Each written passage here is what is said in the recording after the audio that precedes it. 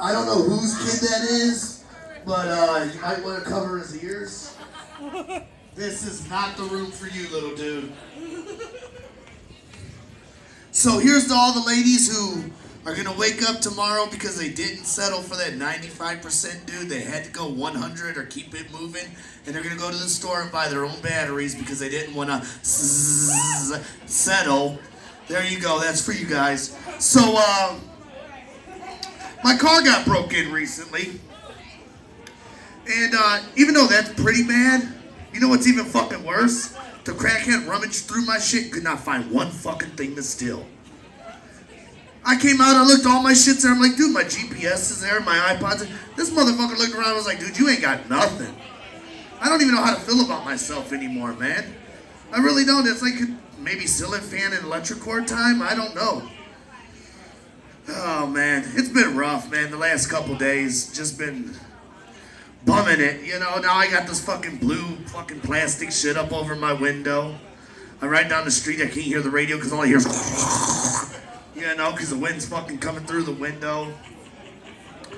I almost had to go full street on my daughter earlier. Had to bust her ass street style.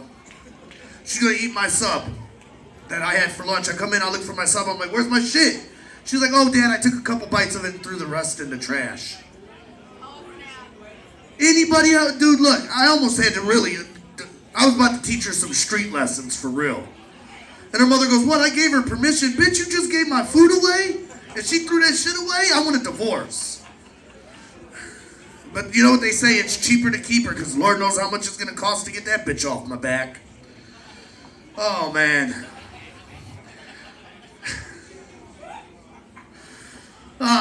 So here's to all the parents who borrow money from their kids' piggy bank using their little friend Gravity without asking their permission.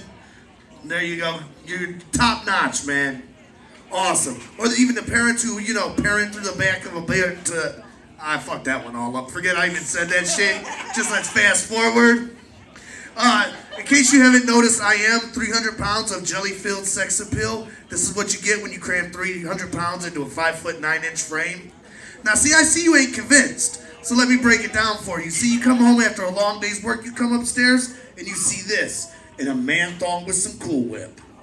Now you might ask yourself, why Cool Whip? I'm fat and there's always room for dessert. Look, I'm not even gonna bullshit you. I will give you the best 2.5 pumps of your life. I ain't gonna get you to the top of the mountain, but I ain't gonna waste your time with a meaningless hike either. You know, my sex style was like Jimmy John's, freaking fast, freaking good for me. Oh man. I enjoy being fat. I don't give a fuck what anybody says. I love being fat. Because you can do things being fat you can't do being skinny. For instance, I like to pay for large purchases in $1 bills. When the teller looks at me funny, I go, what? I'm a male stripper. You heard of Chips and Dales? I work for their sister company, Ships and Wells. They call me Captain Fantastic. I will let the blubber go to get the dough. One thing I don't like about being fat, though, shower sex, because you're always thinking two things. Is she staring at my moobs? Can she even find my dick? Now, I'm not saying I got a small dick, ladies.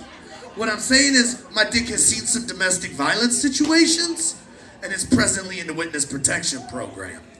Don't worry, my gut provides round-the-clock security. Oh, man, I am the product of cheap parents. You know how you know when you're the product of cheap parents? On your school supply list, when it says paste and your mom looks at you with a straight face and goes, I ain't buying you something to stick paper to paper. You want to stick paper to paper, motherfucker, spit. When it dries, it'll stick together. I told my mom one year I wanted Nikes for school. She took me to the Nike outlet store. The Nike check was backwards, Nike was spelled backwards, and I got my ass kicked by the basketball team because I kept trying to convince them Mary Johan was a basketball player. Finally got my license in year 2000, man. I was happy as hell. My dad was like, I got you a car. I'm thinking worst case scenario, late models, 80s. He got me a 1978 Olds Omega. How the fuck you gonna give me a car with Alzheimer's disease? I'm riding down the street with my boys, that motherfucker just stopped. My dude looks at me and goes, what the fuck? I'm like, don't worry. Didn't touch the key or nothing. About 2 minutes later, that bitch started up and kept going. It was a bucket too, man. It had to fucking, you had to listen to the radio by keeping the heater on. So it was 90 degrees outside, 180 degrees inside. Yeah. You know you ain't getting no roadhead like that, though. Ain't no girl unzipping the fly and fucking going through New Orleans after Katrina.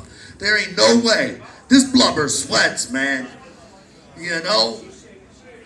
Oh, man. One more thing before I get out of here. It is Valentine's Day, and to all the ladies who believe that they are entitled to something just because they got folded up like a cheap lawn chair, I would just like to say we don't owe you anything but a good stabbing.